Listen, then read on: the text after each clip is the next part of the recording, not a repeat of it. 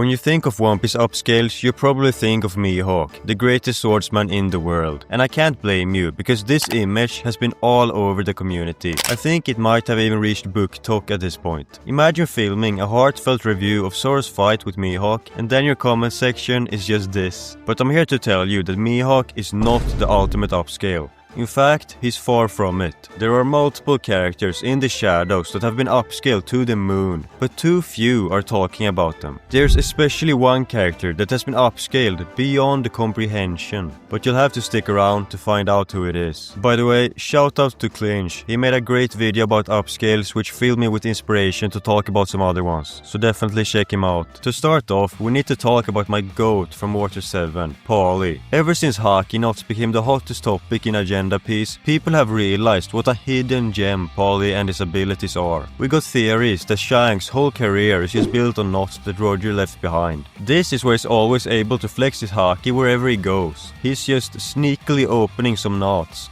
I guess he got some robotic arm or something. That's what's going on under his coat. Come to think of it, Roger must have left his entire will to him, cause his supply seems endless. But it's not only Shanks that's involved in the knot business. An insider at Sword, yes, the secret marine force, sent me this drawing that illustrates how Kobe's honest impact is just a knot Garp gave him on his birthday. This runs D. Any haki user could be a potential knot fraudster. And this leads us back to Paulie. He would be an invaluable assets to any haki salesman. He can seemingly spawn ropes from his arms. Like seriously, where does he keep it all? He can tie knots at the speed of light. He uses rope like Michael Jordan uses a basketball. He's a true master of his craft. Just imagine if Joy Boy had Paulie around. He could have made a supply of haki knots that lasted for thousands of years. As a huge Paulie enjoyer even before this agenda, I'm happy he's finally getting a spotlight. His fighting style is one of the most creative in the story, and his power shouldn't be understated either. He toyed with the government agents guarding in his lobby. Yeah, I know, East Blue Usopp could probably do that too, but he also defeated Baskerville and tied up some giants.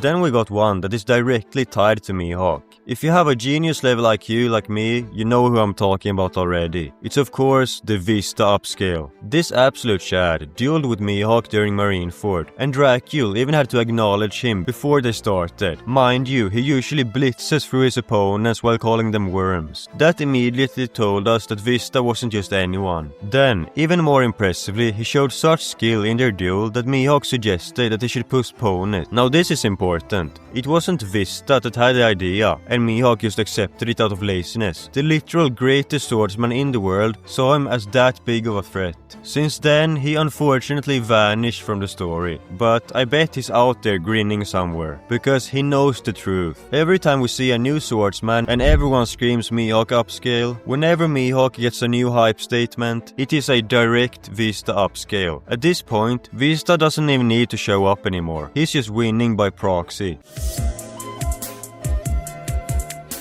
Moving on, we have an upscale that is also kinda tied to Mihawk. I swear it's all connected. I'm talking about the man, the myth, the sex icon, Buggy the clown. Now, I know what you're thinking. He's a gag character, he's a bum. Stop right there, buddy. I'm here to tell you, the real Yo character in Cross Guild is Mihawk. Take a look at the facts through the lens of Agenda piece. Buggy is the ultimate swordsman nightmare. We see Mihawk, the man who can supposedly cut anything, turn Buggy into confetti at Marineford. And what happened? Buggy just floated there looking at him like, is that all you got, vampire boy? In a world where everyone is obsessed with cutting things, Buggy is out here playing creative mode. He's effectively immune to the entire swordsman class. It doesn't matter if you have a supreme grade blade. If you swing a piece of metal at this man, he's just going to turn into a puzzle and laugh in your face. This means that every Mihawk upscale is, wait for it, a Buggy upscale. If you want to help upscale this video, please consider hitting that like button. It really helps me out. Thank you.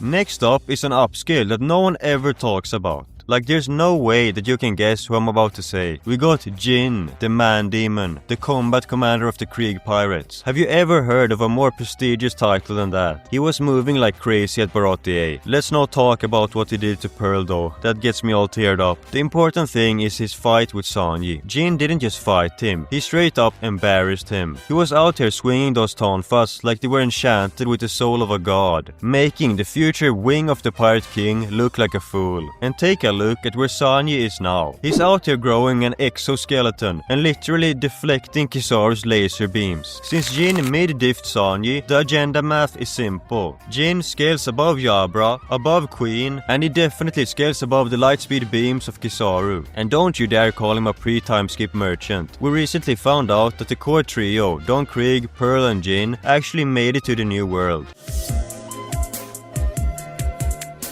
Moving on, we got the ultimate Brook upscale. He seems to have had a strong connection to Gunko in the past. Even after all these years, he had a big emotional reaction to seeing her again. I can't wait to find out more about their past. I have a feeling that Brook is way more important than any of us realized. But that's not it though. I have realized that another huge Brook upscale exists. Luffy achieves Gear 5 and suddenly the world is talking about the drums of liberation. It's the peak of the verse, right? Wrong. Think about the logic. Drums are an instrument. And who is the king of music? Brook can play literally any instrument known to man. Those drums we hear, it's not coming from Luffy. It's Brook sneakily ripping off a solo in the background. This means that every single Nika feat we've seen, every time Luffy bounces off the sky or turns the ground to rubber, it's actually just a big old Brook upscale. Luffy is the dancer, but Brook is the producer. I'm starting to question my sanity. But don't leave just yet, because we have arrived at the main event, the ultimate upscale. I wanted to find a character that consistently gets upscaled the most. Jin gets an upscale when Sanji defeats someone. That's far too rare. Mihawk gets one when a sword is on screen. That's a lot more common, but it's still nothing compared to every time a shadow is on screen. That's right, ladies and gentlemen. The ultimate upscale in One Piece history is Gecko Moria, the master of shadows, the true MVP of the Kosoki family. I hear you say, you're just biased, your channel is named after him. Guards, silence that guy. He got an upscale of sorts when we found out that he's part of that legendary family. If Oda didn't just want to name another character Moria, that would just be so mean to us Moria fans. But the real upscale is not about heritage, it's about scale. Every single character has a shadow. That means Moria has the potential to steal it and gain their strength. Every time we see a feat from a powerhouse like Shanks, Garp or Kaido, it just increases the value of the shadow Moria could eventually shove into a zombie or absorb himself. He's the only character in the entire series who gets upscaled by every single person who exists. No wonder he's so lazy. He knows that he can conquer the world at any given moment. He doesn't even need to train, he just needs you to exist. He's the hedge fund manager of the entire world's power level. Not to mention, we are currently in the silhouette piece era. Every time Oda introduces a new top tier character as a shadowy figure, they aren't just hype for the final saga. It's a direct Moria upscale. I mean, the current king of the world is basically just a walking shadow. I'm not even sure anymore if that's a silhouette or if that's just their design. Who knows? Moria is probably already controlling them. All roads lead to Gecko Moria. You cannot convince me otherwise. Thank you so much for watching until the end. Make sure to comment Pearl is king to confuse everyone that didn't make it here. Also, if you enjoyed this video, I'll bet my entire life savings that you're gonna love this one too.